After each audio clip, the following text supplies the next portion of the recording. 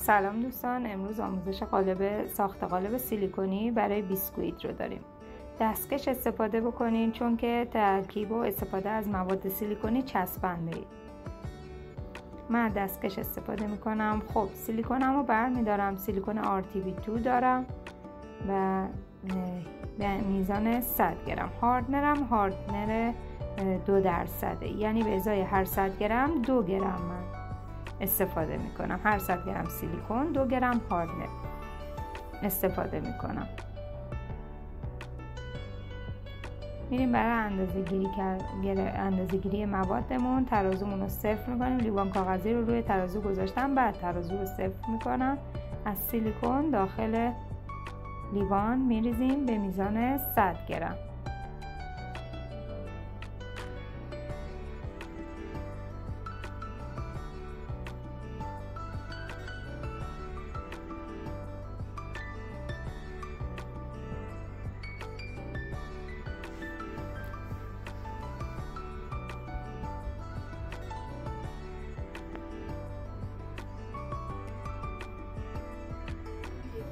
حتما بعدش درش رو محکم میبندیم تا هوا نخوره و خوش نشه. حالا میریم سراغ اندازه‌گیری هاردنرمون.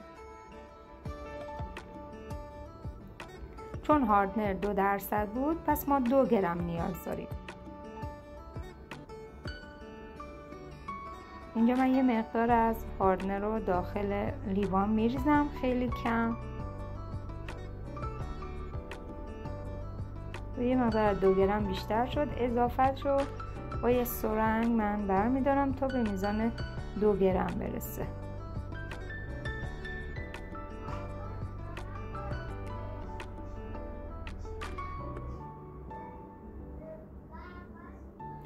خب 2 گرم حالا یه مقداری یه کمی بیشتر شد، ولی سعی کنه همیشه 2 گرم در بیارین و اندازه‌هاتون یکسان باشه. حالا 2 گرم و 2 شد 3 شد ایراد نداره دیگه.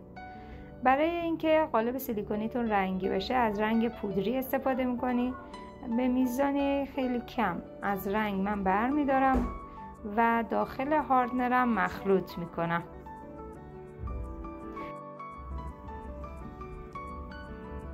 خب شروع میکنیم به هم زدن هاردنر و رنگمون تا که یک دست بشه و رنگ گلوله نباشه. مایمون که یک دست شد این مدلی، یه همه دیگه هم میذارم که کاملا چی بشه. ما اینو داخل سیلیکونمون میریزیم، به سیلیکون اضافه میکنیم. بعد با همین چوب بستنی من شروع میکنم به هم زدن. به آرومی هم میزنین حباب ایجاد نشه، طوری که کاملا یک دست و سیلیکون و هاردنر با هم مخلوط بشه. به این صورت، به این حالت که رسید مناسبه دیگه. حالا میخوایم بریزیم روی بیسمون داخل حوضچه. از بالا دستمون رو بالا میگیریم به حالت سوزنی. از بالا از یک نقطه شروع میکنیم به ریختن مواد سیلیکونمون.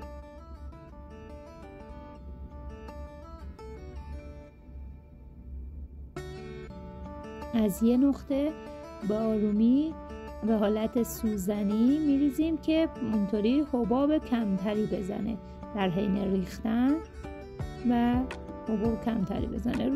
میریزیم طوری که کامل روی مواد سیلیکونیمونو، مواد بیسکویتمونو یا بیسمونو کامل این مواد سیلیکونی روشو بپوشونه.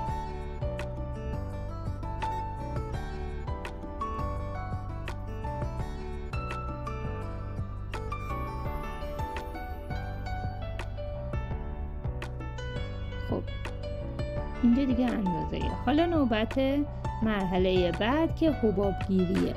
برای حباب گیری باید با ضربات دست به کف حوضچمون میتونیم یا به اطراف حوضچه ضربه وارد کنیم و از فندک هم میتونه استفاده کنین. دور بالاش یه فندک بگیرین طوری که حوضچتون به هم نریزه. 24 ساعت که کنار میذاریم، بعد 24 ساعت این کاملا خشکه در محیط خونه.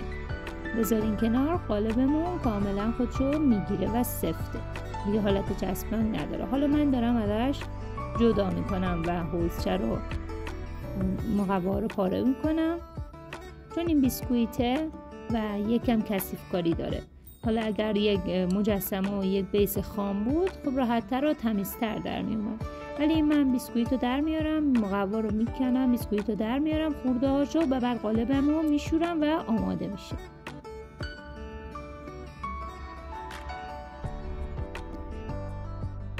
اینم قالب آماده شده من. امیدوارم خوشتون اومده باشه.